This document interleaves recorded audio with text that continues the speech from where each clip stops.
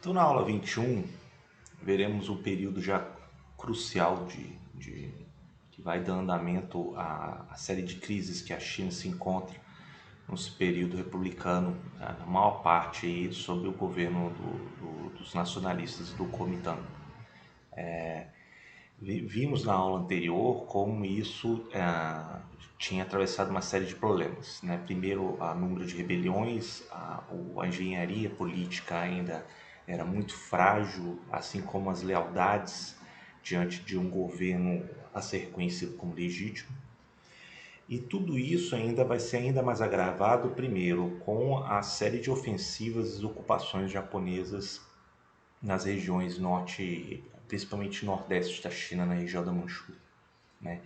Então, em 1931, a gente já tinha visto que havia uma ocupação já bastante direta dos japoneses com o exército Kwantung.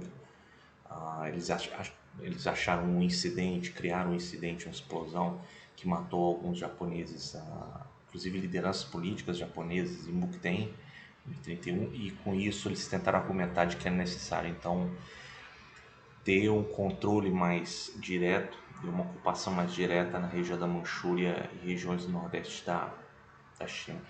Eu trouxe essa figura, na verdade, é um retrato já heróico do Mao Tse-tung, quando ele participa da grande marcha, da longa marcha de 34 e 35. Na verdade, a longa marcha ela vai entrar para a memória histórica coletiva dos chineses como um dos grandes marcos, né, os grandes feitos. Você teve mais de um ano de andanças, muitos fugindo das perseguições que o governo do Kuomintang fazia contra os comunistas chineses. Eles saíram numa região mais ali perto de Futian e Tianti em outubro de 34. Eles foram, na medida que a marcha ia avançando, muitos, por exemplo, em Hunan, que é a base até de Mao Tse-tung, começaram a se juntar, começaram a estabelecer vínculos com comunidades agrícolas e também treinar guerrilhas, né? Em janeiro de 35 já estava na região de Guizhou e até umas desavenças com relação a quem deve ser o líder, e Mao desponta aí como a liderança maior entre os comunistas chineses e prossegue mais ainda para o oeste, na região de Yunnan, regiões muito já marginais, abandonadas, diante do que era geralmente a base maior do eleitorado, do apoio do Kuomintang, que seriam as grandes cidades, centros urbanos, né?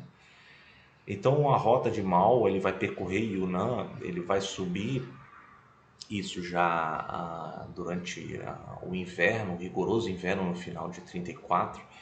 Muitos morrem, né? Quando antes mesmo de chegar nas planícies de Gansu, muitos já vão morrer, milhares morrem durante essa marcha, mas eventualmente eles conseguem chegar na região de Shanxi, aqui mais ao norte, em Yan'an, onde tinha também um outro apoio importante comunista aliado. Mao, na verdade, na verdade até o Edgar Snow aqui, um dos jornalistas mais famosos da época, depois ele retrata como um dos maiores movimentos históricos do século XX, né? E sem dúvida, né, essa grande retirada, Mao ele se inspirou no romance dos Três Reinos, que é uma literatura muito famosa na China, e ele busca fazer essa árdua marcha depois, e com isso ele não somente faz a visibilidade diante do povo, os camponeses que são muito explorados, e essa é a base maior dos comunistas, né, como eles são explorados pelos latifundiários, como eles são ignorados pelo governo central, como também ele consegue reafirmar a lealdade de muitos membros que começam a se juntar aos comunistas, né? Muitos sequer tinham visto qualquer presença do governo chinês, e mal fazendo essa marcha junto com Zhou Enlai, Lin Biao, entre outros, ele começa então a se apresentar como um governo mais próximo dos camponeses, da população explorada. E quando chega em Yan'an, então ele culmina como uma liderança chinesa tirando o Chiang Kai-shek. Né? Então, e aí em 35, depois, ou até inclusive a quarta companhia do exército do Kuomintang, do governo nacional, perseguem eles, alcança eles eventualmente uma parte de Shanxi, e inclusive Chiang Kai-shek chega aí para Yan'an, né, encontra as lideranças comunistas, e ali eles resolvem então negociar os termos. Né? A Chiang Kai-shek não queria primeiro negociar nem Mao, mas vem uma necessidade maior em Yan'an de fazer uma frente unida aos japoneses. Né? Mesmo porque em 37 os japoneses já estavam ocupando regiões adjacentes à da Manchúria, era evidente que tinha planos de expansão maior, e tinha uma série de privilégios na exploração de recursos minerais naturais e também de uso de algumas empresas e ferrovias na China. Né? Então eles entram num acordo. Né? Chiang Kai-shek e Mao, eles entendem que então deve fazer uma trégua que vai durar até de 37 até mais ou menos 1941, né? Tamanhas desavenças. Mas a necessidade maior aí era de fazer uma frente unida aos japoneses, né? Mesmo porque a gente vai ver um incidente de 37, é quando os japoneses partem para as ofensivas abertas sobre todo o restante da China a partir dos arredores de Pequim. Então tem até uma figura aqui do soldado comunista na trincheira com a bandeira da China nacionalista. Né? Então essa trégua ela produziu coisas curiosas. É interessante que também Mao e os comunistas exploram isso. Né? Na verdade, Mao não é bobo. Né? Ele percebe o momento político, ele recebe inclusive diretrizes da União Soviética, Stalin, falando: olha, vamos nos unir contra... Melhor você unir contra os seus aliados, contra os japoneses, do que vocês ficarem digando entre si. Eventualmente tem essa trégua. Então, né? Mesmo porque também e aí tem a foto aqui do entendimento firmado entre as duas partes, né? E eventualmente os comunistas, então, chineses, eles conseguem fustigar em forma de guerrilha, e isso que eles têm de força não é propriamente bater de frente com a superioridade bélica japonesa, que era muito maior, né, do que dos chineses. E aí eles então começam a explorar isso, ou fustigando, ou forma de guerrilha, ou até mesmo entrando em acordos informais. Existem aí já estudos falando que os comunistas chineses eles não atacariam os japoneses em determinadas regiões, desde que eles entendessem que eles poderiam ficar no interior. E os japoneses, a partir de 37 em diante, quando tem um incidente na ponte Lugol ou de Marco Polo, nos arredores de Pequim, eles decidem então fazer um rápido avanço nas bases industriais urbanas da China. Né? Na verdade, você tem uma coluna maior vindo da região da Manchúria, que invade toda a região norte da China, inclusive Pequim, chega a Luoyang, e quase que ao médio o curso do rio Yangtze. O governo nacionalista foge para Chongqing, que é em Sichuan, tá? Então todo o governo é transferido para o interior, fugindo aí dos avanços japoneses, né? Uma outra coluna japonesa, eles chegam na foz do rio Yangtze, né? Ocupam Xangai e ali ocupam a capital que é Nanquim, a capital, não, a cidade maior regional, além de regiões de Fujian, a partir para assegurar a dominação maior em Taiwan, a região do Foz do Rio das Pérolas em Guangzhou, a ilha de Hainan, e dali eles começam a partir para a região da Indochina francesa. Entendendo que em 1941, a Indochina francesa era uma colônia francesa, os franceses caem diante dos nazistas alemães que eram aliados dos japoneses. Então, com isso, os japoneses percebem um corredor meridional para explorar os recursos da costa do Vietnã, que era anteriormente a colônia francesa. E a partir dali eles começam a ter uma vertente de atacar todas as possessões coloniais europeias do Sudeste Asiático. Mas antes disso, em 1937, Você teve um enfrentamento, por exemplo, de japoneses com relação aos soviéticos em Namohan, né? Eu tenho até uma figura aqui, que apesar dessa figura mostrar soldados japoneses diante de corpos dos soldados soviéticos na Batalha de Namohan, os soviéticos ganham essa batalha. Então, os japoneses pensam o seguinte: o acesso interiorano, primeiro, não dá para enfrentar os soviéticos uma batalha que vai perdurar muito tempo, vai estender demais as linhas de mantimento de comunicação no interior da Mongólia e no território soviético, é vasto demais. E eles, então, reconhecendo a derrota em Namohan, eles assinam um pacto de não agressão, né, entre soviéticos e japoneses. E aí não significa que são aliados. Aí os japoneses, então, eles começam a mirar toda a costa chinesa e regiões mais industriais. Efetivamente, os japoneses controlam praticamente já em 41, 42, quase que toda a China útil, como se fala, toda a base industrial, as grandes ferrovias. Faltava o interior, em Sichuan, onde refugiava o governo nacionalista, o Kuomintang, e também os comunistas chineses que estavam muito bem estabelecidos mais no interior da China. Né? Uma dessas ocupações vai se dar no Nanquim, que são milhares de mortos. Né? Você tem relatos horrorosos. Aqui tem uma cova coletiva. Eu ia trazer outras imagens, mas são muito fortes. Você tem relatos de estupros, você tem relatos de decapitação, de massacre de crianças, mulheres. É um dos episódios mais horrorosos da Segunda Guerra Mundial, sem dúvida, o massacre de Nanquim. Então isso vai deteriorar muito o relacionamento entre os chineses e os japoneses. Até os dias de hoje é bastante machucado nesse sentido.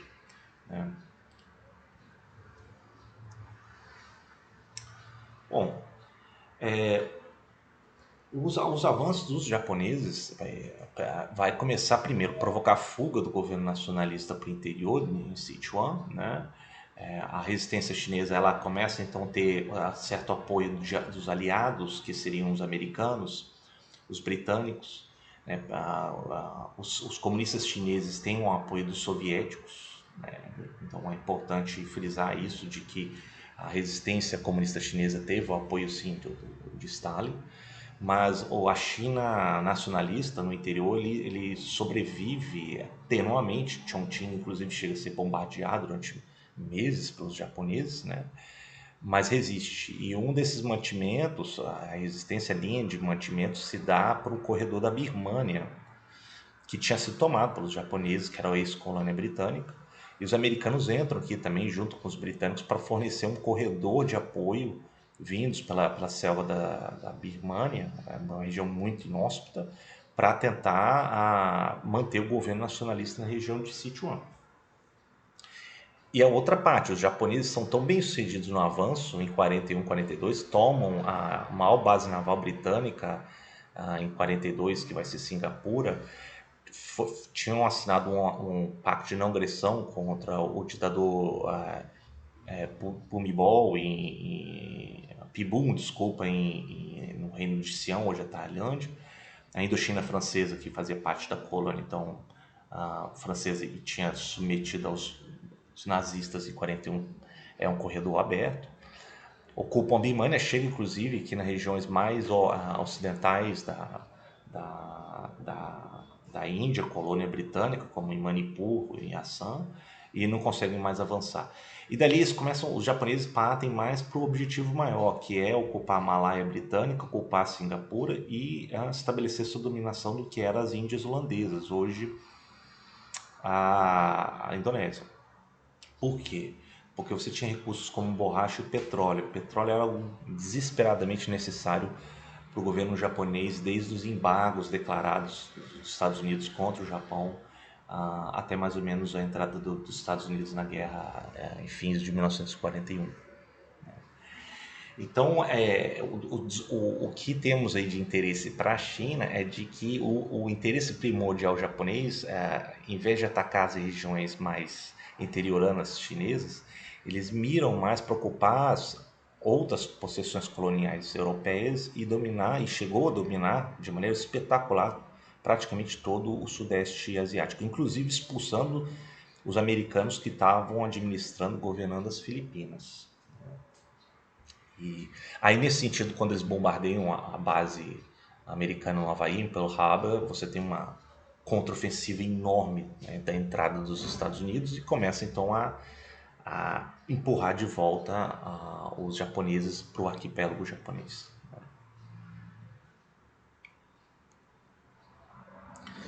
Nos anos mais já, nos últimos anos da guerra, com a entrada dos Estados Unidos, então você tem uma gradativa retração japonesa. E um dos planos de tentar então mudar a ênfase primordial japonesa no leste asiático vai ser comandado pelo o general Kogo e general Togo, que vai ser a operação realizada em meados de 1944, que vai ser o plano Ichigo.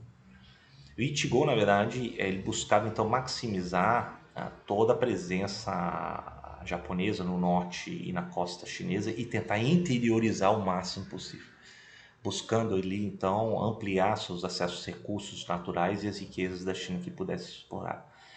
Só que ela é muito complicada, né? A economia japonesa já se encontrava no limite, numa economia de guerra, no racionamento, e também muito difícil o mantimento das suas peças industriais, da sua indústria, do transporte, né? Mesmo porque todo o transporte aéreo, o transporte marítimo foi afetado pelos bombardeios dos americanos, que vai começar a desestruturar toda a economia japonesa em 1944 até meados de 1945.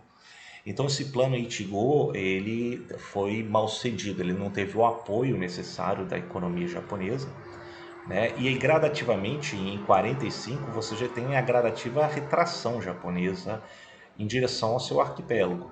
E é ali que eles vão enfrentar, eventualmente, a decisão americana sobre ameaças, depois com o bombardeio atômico de duas cidades aí em agosto de 1945. E aí a rendição do Japão depois em agosto de 1945. Temos aqui na China já em meados de início de 45, as bases que eram ocupadas pelos japoneses, mas isso depois vai ter uma retração enorme, e as bases asseguradas dos comunistas no interior imediato, né, que são essa parte vermelha listrada diante da ocupação japonesa, que é essa parte mais encarnada aqui. Então, em 45, agosto de 45, há uma retração violenta dos japoneses, né? Agora, tem coisas interessantes. Primeiro, quando os japoneses se retiram, né, com os acordos com os americanos, seus aliados, Stalin aproveita e começa a pegar todos os investimentos, a mineradores, a indústria, do que os japoneses tinham investido pesado durante décadas na região da Manchúria. Então, Stalin praticamente pilha essa região. Ele começa a orientar, inclusive, um jovem oficial coreano que lutou contra os japoneses, que depois vai ser o Kim Il-sung, e ele depois vai ser direcionado para voltar para sua terra ao sul do rio Yalu, e vai se tornar então o primeiro comunista ditador da Coreia, que vai ser a Coreia do Norte, posteriormente, né? Com essa pilhagem de Stalin, claro que Stalin ele aproveitou o máximo do seu momento para retirar dos japoneses, e ele dá então a entender, ele avisa os comunistas chineses, fala: olha, agora eu vou pegar o que me interessa e o resto vou deixar para vocês atuarem, né?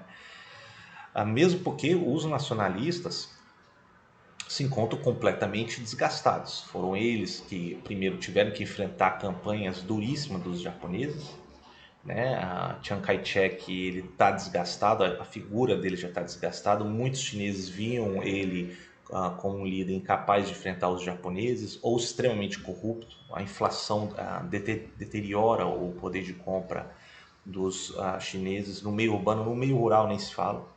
A fome é uma grande causa de sofrimento. Então tudo isso vai começar a jogar a balança a favor de um número crescente de membros e apoiadores dos comunistas chineses, né, depois da Segunda Guerra Mundial. Você tem, inclusive, tem uma guerra civil que vai depois ter na China de 45 a 49 entre os nacionalistas e os comunistas chineses, né? Antes disso, a Mao ele já tinha assegurado em 37 a sua plena liderança em conteste, como ele fez em Yan'an, em Shanxi, né? E ali começa a ver o número de membros do Partido Comunista Chinês, o PCC, ele salta de 100 mil em 37 para mais de 1.200.000 em 45. Então, é um crescimento expressivo na população chinesa, né? E o desgaste dos nacionalistas diante disso, né? Como que eles foram incapazes de lidar com anos de guerra. Na verdade, você tem na China, desde 1912, um governo cronicamente instável, várias lideranças fragmentadas pela China. A Chiang Kai-shek tenta impor uma certa ordem no final da década de 20. A partir de 31 você teve uma série de invasões japonesas que asseguram a dominação na Manchúria, né? E em 37 você tem as agressões abertamente japonesas a partir do incidente da ponte Marco Polo. Então você tem praticamente aí, vamos lá, de 31 até mais ou menos 45, 49, você tem aí quase que 2 décadas de guerra na China, né? Então isso desgasta a população chinesa. Eles querem um outro governo. Percebe que o governo nacionalista não consegue mais contornar os sinais da crise, da fome, da guerra que gera. Então isso tudo vai novamente jogar a balança a favor dos comunistas, que tem uma base popular muito mais substantiva do que os nacionalistas que estavam no governo, né? Então essa guerra civil ela vai se estender depois, como se não bastasse, na China humilhada, devastada depois das agressões japonesas, por 4 anos. E os nacionalistas gradativamente começam a perder sua base pela China. Chega ao ponto que em 48 eles asseguram apenas uma presença aqui em Jiangsu, né, perto do foz do rio Yangtze, e na região da capital, né, em Pequim. E alguma presença em Futian, aqui que é contra a costa com relação à ilha taiwanesa. Em 49, você já tem a fuga, né, de todos os apoiadores, o empresariado, algumas classes urbanas, latifundiários que apoiam o governo nacionalista, o Kuomintang de Chiang Kai-shek. Eles fogem para a região de Futian e eventualmente eles fogem em retirada para a ilha de Taiwan. Então esse processo do interior para as grandes cidades que os comunistas fazem é uma espécie de cerceamento. Então inclusive essa tática maoísta de vir com a base do interior assegurada, camponesa, e gradativamente sufocar as grandes cidades, isso depois vai inspirar inclusive outras guerrilhas no mundo, como por exemplo em Cuba em 1959. Eles aprendem muito com as táticas de Mao, né, durante essa guerra. Depois, inclusive, também os vietnamitas do Viet Minh, os comunistas vietnamitas também ali mais ao sul da costa sul chinesa, com a guerra contra os americanos e contra os franceses, eles também adotam essa tática de assegurar dominações dos camponeses. Porque esse apoio camponês, ele te dá, além dos mantimentos, o conhecimento do terreno. E é um apoio muito mais substantivo, porque você, com o mantimento assegurado nas comunidades de camponeses e o conhecimento do terreno, que às vezes é de difícil acesso ao conhecimento, você tem um trunfo na mão. Então o Mao ele sabe explorar isso muito bem. E ele eventualmente vai sufocando depois gradativamente as grandes cidades. E os nacionalistas começam a se retirar para a ilha de Taiwan, onde fundam então uma república, a República da China. Até hoje já é um país completamente independente do governo chinês atual, né? Mas é o resquício do que sobrou do antigo governo nacionalista chinês antes de 1949. Eu tenho até uma figura aqui do retiro são milhares de pessoas que fogem para a ilha de Taiwan. Boa parte delas com recursos, com investimentos, Eles transferem para a ilha de Taiwan de maneira até infame, inclusive eles levam muito do tesouro imperial do palácio da cidade proibida de Pequim. Então, de certa maneira, até a museu em Taipei, hoje em Taiwan, tem muito do tesouro imperial que eles tiraram de museus da China continental, que se fala hoje, e da cidade proibida. Chiang Kai-shek, inclusive, ele tem até uma foto dele aqui chegando em Taiwan, perceba a figura da China nacionalista atrás, e ele está junto com sua esposa, a Sun Meilei. A Sun Meilei, inclusive, eles casam há algumas décadas. Dizem que a Chiang Kai-shek tinha concubinas, isso era até permitido na década de 20, de 30. Ele viveu muito tempo no Japão, ele depois se torna um oficial brilhante, né, na academia de Whampoa, o Huangpu, e quando ele se casa com Sun Meilei, ela é uma, né, cristã convertida, né, católica, e ela é de umas famílias mais ricas da China, né? Então ele alia também a questão com o grande empresariado, por via do seu terceiro casamento. Até hoje você tem descendentes hoje que são dirigentes ou empresários muito ricos e poderosos na ilha de Taiwan, vindos desse casamento de Chiang Kai-shek com Sun Meilei, né? Bom, em último momento, depois disso, né, já em setembro de 1949, você já tem os comunistas já organizando toda a ocupação da capital Pequim. Então, Pequim é novamente alçado como a nova capital de uma nova China que vem, que é uma China comunista, né? Na Praça Tiananmen, a grande praça da Paz Celestial, no centro de Pequim hoje, de frente ao complexo da Cidade Proibida, o antigo palácio da dinastia Ming e Qing, né? Você teve então coloca-se o grande retrato do grande timoneiro que vai ser o Mao Tse Tung. E Mao Tse Tung, em 1º de outubro de 1949, com um sotaque muito forte de Hunan, né? Ele fala para milhares de pessoas ali reunidas e proclama uma nova China, a República Popular da China.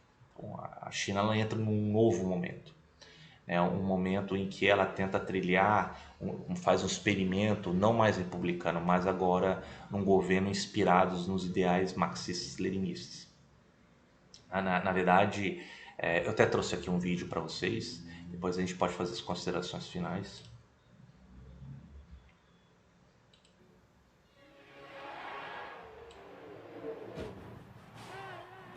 Primeiro de outubro de 1949, o líder comunista chinês Mao Tse-tung proclama a República Popular no país mais populoso do mundo.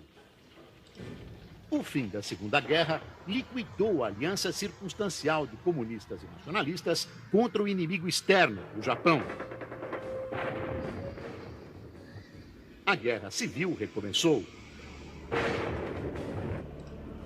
Apesar de receber ajuda dos Estados Unidos, Chiang Kai-shek não conseguia deter o avanço das tropas de Mao.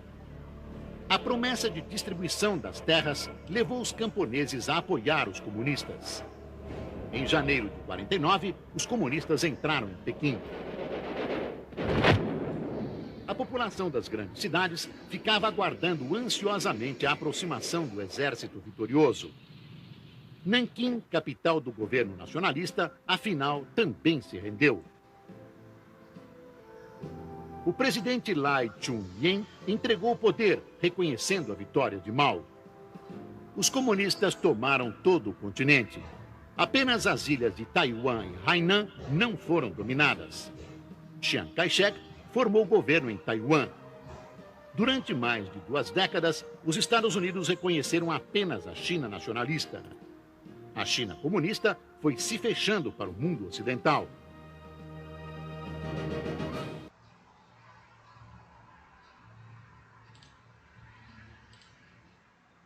Bom, então esse vídeo mostra então os momentos derradeiros da China nacionalista.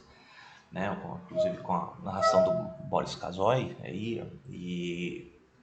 Então o que temos como análise aí é primeiro a ascensão de um regime novo, um experimento novo, uma nova fase que a China vem a entrar em 1949. É um país devastado, é um país que sofre duas décadas de guerra, de agressões, de humilhação diante dos japoneses. Isso tem um custo histórico muito alto, um custo humanitário em milhões de vidas perdidas. É tão grande ou talvez maior do que os soviéticos enfrentaram na Segunda Guerra Mundial, das maiores batalhas mais a frente de batalha da guerra mais sanguinária da Segunda Guerra Mundial é o que os chineses enfrentaram na Segunda Guerra.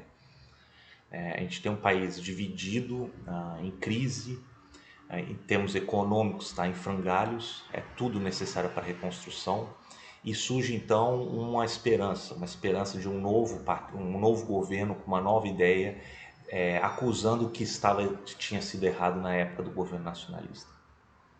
O governo nacionalista ele foge para Taiwan, ele proclama uma república ali que é, como até a gente viu no vídeo, rapidamente reconhecido como a única China legítima pelo governo americano. Isso vai até a década de 70. Muitos aliados americanos também assim o fazem. Não reconhecem o governo popular da China como um país soberano, né? E isso vai desgastar também a relação do Mao, os comunistas chineses diante do mundo. Há de se frisar que o apoio soviético foi substantivo para o esforço de guerra dos comunistas chineses, né? Mas não foi determinante. Então a gente tem que entender que a ascensão do comunismo na China se deu por maneira própria. Em Yan'an, que eu mostrei, a Convenção de Yan'an, quando Mao assegura sua dominação, ele assegura que a doutrina maoísta, o comunismo chinês, ele é totalmente autônomo do marxismo-leninismo e dos soviéticos. Ele busca um comunismo próprio, né? Então ali você tem uma trilha que vai ser seguida toda própria do comunismo chinês, né? Veremos que haverá, imediatamente depois de 49, a China devastada, ela apresenta melhoras nos anos imediatamente posteriores, né? Talvez um dos maiores trunfos que Mao consegue logo depois de 49 é isso. É conseguir unir boa parte do país num esforço de reconstrução. Talvez uma das coisas mais bonitas que ele tenha feito, é claro que tem muitas críticas, não estou aqui sendo apenas partidário, veremos nas próximas aulas, vai ser quase que a universal alfabetização e a ênfase nas escolas, né, no ensino básico na China logo depois da Segunda Guerra Mundial. Mao ele é muito ligado à questão da educação, né, e ele também denuncia os abusos do passado. Ele tenta conter a miséria dos camponeses, ele planeja uma reforma agrária e assim o faz. Então, nesse sentido, no primeiro momento, Mao ele é o grande líder na reconstrução da China, sem sombra de dúvida, né?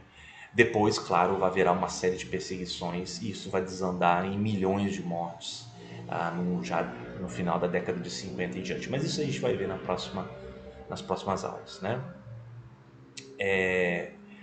O que eu gostaria também de enfatizar é que houve um erro de percepção muito grave dos americanos diante do que aconteceu na China. Os americanos, eles acreditando que tinham apoiado a China nacionalista, eles teriam um aliado forte no leste asiático. E eles perderam, né? O regime do Kuomintang foge para a ilha de Taiwan e os comunistas chineses ascendem na China continental.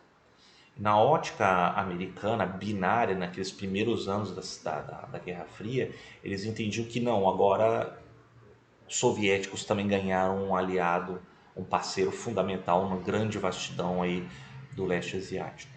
O que foi um erro, porque Mao, embora ele vá visitar algumas vezes a Stalin, ele não se alinha automaticamente a Stalin, né? Pequim não se alinha automaticamente a Moscou. O Mao, ele repetidas vezes, ele repete que ele é um líder de uma China completamente independente, com inspiração sim do marxismo-leninismo, mas é uma China completamente independente. E vai demorar para os americanos entenderem isso. Né? Somente lá no início da década de 70, sob a presidência do Nixon nos Estados Unidos, é que ele percebe que poderia Estados Unidos e a China de Mao buscar aproximação em detrimento dos soviéticos. Mas isso já é assunto para aulas futuras. Né? A próxima aula, inclusive, eu vou tentar enfatizar mais as questões sociais e culturais dessa primeira metade do século XX na China.